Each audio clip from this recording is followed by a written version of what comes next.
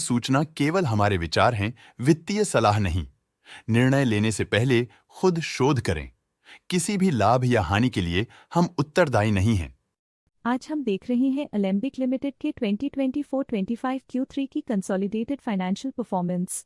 Starting with the sales, पिछले quarter से sales में 9.5% का इंक्रीज हुआ है, मगर कंपनी ने पिछले साल के मुकाबले 47% का सेल्स इंक्रीज रिपोर्ट किया। Expenses -5.5% quarter on quarter decrease हो गए हैं, जो साल भर के 14% के राइज के साथ अलाइन करता है।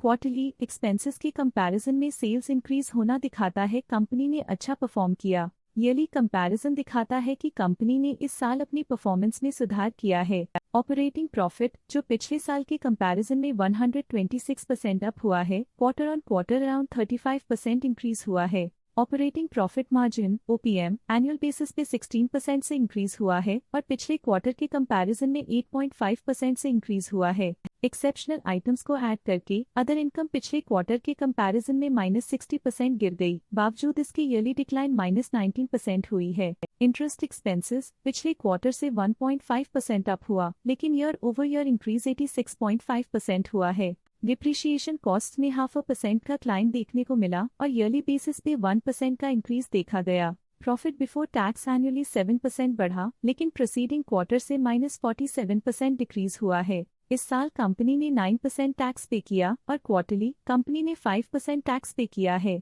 नेट प्रॉफिट ने ईयर ऑन ईयर 6.5% का इंक्रीज दिखाया, लेकिन लास्ट क्वार्टर से -46% का कंट्रैक्शन हुआ है। इस क्वार्टर के दौरान कंपनी का परफॉर्मेंस इतना अच्छा नहीं रहा।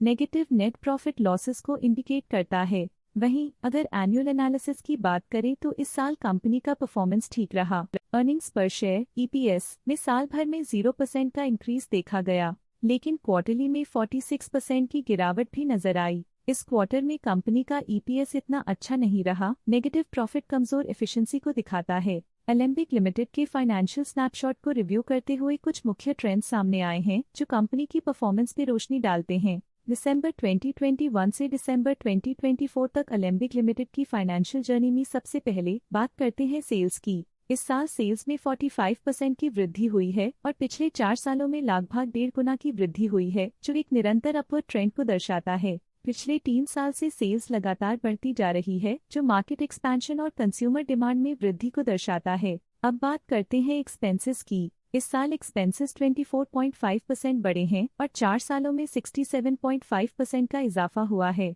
इस साल सेल्स में एक्सपेंसेस के मुकाबले ज्यादा वृद्धि हुई है, जो अच्छी प्रॉफिटेबिलिटी को दर्शाता है। ऑपरेटिंग प्रॉफिट का सफर स्टेडली ऊपर चढ़ रहा है, इस साल 88% की बढ़ोतरी के साथ और पिछले 4 सालों में लगभग 5 गुना का नोटिसेबल राइज हुआ है। पिछले 3 साल से ऑपरेटिंग प्रॉफिट लगातार बढ़ रहा है, जो कॉस्ट मैनेजमेंट और ऑपरेशनल कुशलता को दर्शाता है। नेट प्रॉफिट का सफर ऊपर की ओर चल पड़ा है। इस साल 28.5% की चढ़ाई के साथ पिछले 4 सालों में 7% की शानदार वृद्धि हुई है। एक अस्थायी गिरावट के बाद लगातार दूसरे साल नेट प्रॉफिट में वृद्धि हुई है, जो फाइनेंशियल लैंडस्केप में साइक्लिकल रिकवरी को दर्शाता है। इस साल EPS ने ऊंचाइयों को छुआ है 28.5% की वृद्धि के साथ, जो पिछले 4 सालों में 7% की मजबूत वृद्धि पर आधारित है। एक अस्थायी सेटबैक के बाद EPS ने लगातार दूसरे साल अपनी अपवर्ड ट्रैजेक्टरी को जारी रखा है, जो कंपनी की वॉलेटाइल मार्केट्स में अडेप्टेबिलिटी को दर्शाता है। चलिए अब बात करते हैं शेयर होल्डिंग पैटर्न की। अलेम्बिक की शेयर होल्डिंग रिपोर्ट्स कुछ इस प्रकार की हैं, जो दिसंबर 2024 के 31 तक चलता है।